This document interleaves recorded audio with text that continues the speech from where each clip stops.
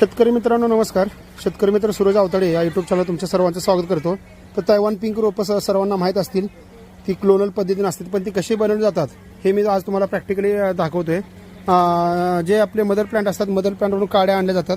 काड्यावर आणून हे अशा प्रकारे त्याचे डोळे काढले जातात आणि खालच्या बाजूला आयबी पावडर लावून कोकोपीट भरून असे 40चे ट्रे असतात, त्यामध्ये असे पुरून ठेवून टनेलमध्ये ते मुळ्या फुटण्यासाठी ठेवली जातात.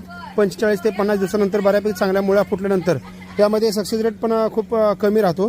आणि या टनेलमध्ये प्रत्येक 10 मिनिटाला 10 सेकंदासाठी मोटर चालू होऊन फोगर चालू होतात. तसंच आतलं जे हीट बाहेर काढण्यासाठी व्हेंटिलेशनसाठी टनेलला अशा प्रकारे फॅन लावलेले असतात आणि 45 दिवसानंतर 50 दिवसानंतर ही रोपे बाहेर घेतली जातात. नवीन व्हिडिओ पाहण्यासाठी आपला चॅनल सबस्क्राईब करा.